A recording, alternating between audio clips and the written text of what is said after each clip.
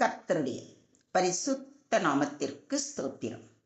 இன்றைய நாளில் தியானத்திற்கென்று தெரிந்து கொள்ளப்பட்ட வேத வசனம் சங்கீதங்களின் புத்தகம் 37ஆம் சங்கீதம் 4ஆம் வசனம். சங்கீதம் 37:4. கர்த்தரிடத்தில் மன மகிழ்ச்சியாய் இரு, அவர் உன் இருதயத்தின் வேண்டுதல்களை உனக்கு அருள் செய்வார். Delight yourself in the Lord, and He will give you the desires of your heart. ஆண்டவரிலேயே மகிழ்ச்சி கொள், உன் உள்ளத்து விருப்பங்களை அவர் நிறைவேற்றுவார். ஆமென். இன்றைய தியான வசனத்தின் விளக்கம் ஒரு ஆழமான ஆன்மீக உண்மையை எடுத்துரைக்கிறது. இதை படிப்பதாக இல்லாமல் வாழ்ந்து அனுபவிக்க வேண்டிய வார்த்தைகள் ஆகும். அதை குறித்து சற்று நேரம் தியானிப்போம். கர்த்தரிடத்தில் மன மகிழ்ச்சியாய் இரு என்றால் என்ன? இது ஒரு அழைப்பு.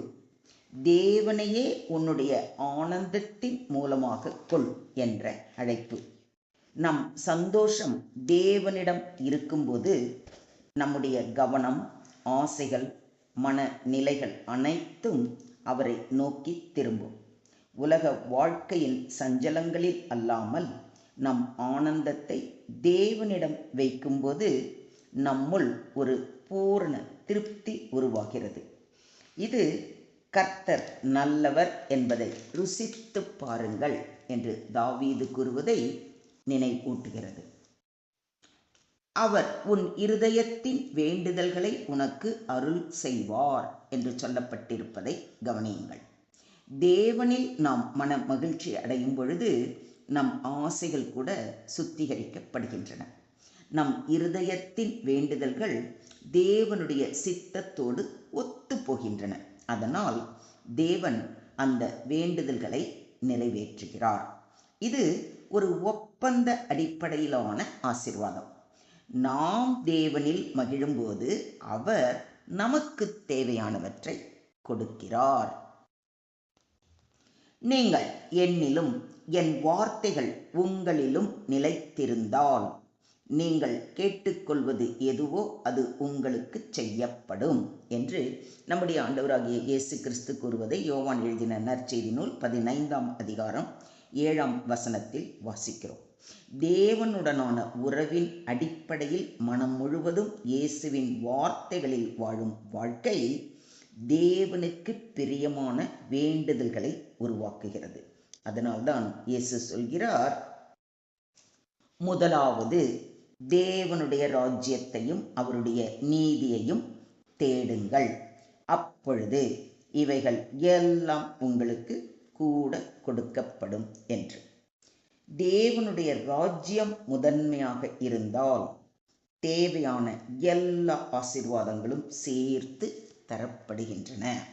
தேவனில் மகிழ்வது என்பதே அவருடைய ராஜ்யம் முதன்மை என்ற வாழ்க்கை பழக்கத்தை குறிக்கிறது. இதை ஒத்துக்கிறீங்களா? உன் சுய புத்தியின் மேல் சாயாமல் உன் முழு இருதயத்தோடும் கர்த்தரில் நம்பிக்கையாய் இருந்து உன் வழிகளில் எல்லாம் அவரை நினைத்துக்கொள், அப்பொழுது அவர் உன் பாதைகளை செவ்வைப்படுத்துவார் என்று நீதிமொழிகளும் நமக்கு அறிவுறுத்துகிறது. தேவனை முழுமையாக நம்பி அவருடன் இணைந்திருக்கும் வாழ்க்கையே உண்மையான மகிழ்வை தருகிறது. நாம் எதையாகிலும் அவருடைய சித்தத்தின்படி கேட்டால் அவர் நமக்கு செவி கொடுக்கிறார் என்பதே அவரை பற்றி நாம் கொண்டிருக்கிற தைரியம் என்று யோவான் தனது 1ஆம் நிருபத்தில் கூறுகிறார். நம்முடைய வேண்டுதல்கள் தேவனுடைய சித்தத்தோடு ஒத்திருக்கும் போது அது நிறைவேறும் நம்பிக்கையை நமக்கு கொடுக்கிறது. மொத்தத்தில் இன்றைய தியான வசனம் நமக்கு போதிக்கும் பாடம் கர்த்தரிலே மகிழ்ந்து வாழும் வாழ்க்கை. கர்த்தரிலே மகிழ்தல் என்பது ஒரு அழைப்பு. இது ஒரு ஆணையாக அல்ல, ஒரு அழைப்பாகும். இயேசுவிடம் உண்டான மகிழ்ச்சியின் பங்கேற்பு. உலக சுகம் தற்காலிகம், தேவனில் மகிழ்ச்சி நிரந்தரம். தேவனில் மகிழ்ந்த வாழ்க்கை இருதயத்தை மாற்றுகிறது. நம் ஆசைகள் சுத்திகரிக்கப்படுகின்றன.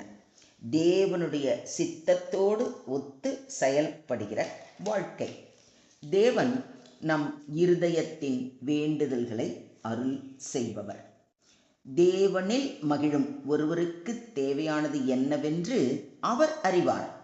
மாறாத நம்பிக்கையுடன் எதிர்பார்த்தால் அவர் செய்யத்தக்கவர். விருப்பத்தை தந்து அதை நிறைவேற்றுவதே கர்த்தரின் அற்புத கிருபை. ஏனெனில் தேவனே தம்முடைய தயவுள்ள சித்தத்தின்படி விருப்பத்தையும் செய்கையையும் உங்களில் உண்டாக்குகிறவராய் இருக்கிறார் என்று பவுலடிகளாரும் பிலிப்புக்கு எழுதின நிருபம் 2ஆம் அதிகாரம் 13ஆம் வசனத்தில் அழகாக கூறியிருக்கிறார். உலகம் வழங்கும் சந்தோஷம் தற்காலிகம், ஆனால் கர்த்தரில் மகிழ்வது நிரந்தரம். நம் வாழ்க்கையின் இலக்கே தேவனாக இருக்கும் பொழுது நம் வேண்டுதல்களும் அவர் சித்தத்திற்கு ஏற்பவே இருக்கும். தேவன் ஒரு நல்ல பிதாவாக நம் இருதயத்தின் ஆழமான ஆசைகளை அறிந்து அவற்றை தேவையானபடி சாத்தியப்படுத்துகிறார்.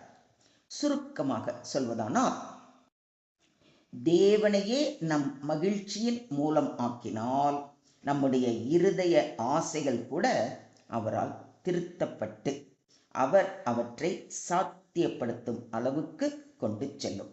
எனவே தேவனை நேசிப்பதும் அவரிடத்தில் மன மகிழ்ச்சி கொள்வதும் நம் வாழ்வின் நோக்கமாகட்டும். இப்பொழுது அவர் சமூகம் அமர்ந்து ஜெபிப்போம். ஸ்தோத்திரம் ஆண்டவரே, ஸ்தோத்திரம் கர்த்தாவே, ஸ்தோத்திரம் ஸ்தோத்திரம் ஸ்தோத்திரம். எங்களை அதிகமாய் நேசிக்கும் எங்கள் அன்பின் தகப்பனே, உம்மை நன்றியோடு துதிக்கிறோம், ஸ்தோத்தரிக்கிறோம் அப்பா. இந்த நாளில் உம்முடைய வார்த்தையின் வெளிச்சத்தில் நாங்கள் மன மகிழ்ச்சி அடைகிறோம். எங்கள் ஆன்மாவின் ஆழத்திலிருந்து உம்மை நேசிக்க விரும்புகிறோம். உம்முடைய சித்தத்தின்படி எங்கள் இருதய ஆசைகள் ஒத்துவரச் செய்யும் கிருபையை தாரும் கர்த்தாவே. உலக மகிழ்ச்சிகளால் அல்ல, உங்களுடனே இருப்பதாலே ஆனந்தம் பெற வேண்டுமென்று வேண்டிக் கொள்கிறோம். எங்கள் வேண்டுதல்கள் எப்பொழுது உம்முடைய சித்தத்தோடு ஒத்து வரும்படி எங்கள் இருதயத்தை மாற்றும். எங்கள் வாழ்நாள் முழுவதும் உம்மிடத்தில் மகிழ்ந்த வாழ்க்கையை வாழ கிருபை செய்யும் ஆண்டவரே. எங்கள் இருதயத்தின் வேண்டுதல்களை அருளும் கர்த்தாவே. உம்மையே சார்ந்து நம்பிக்கையோடு காத்திருக்கிறோம்.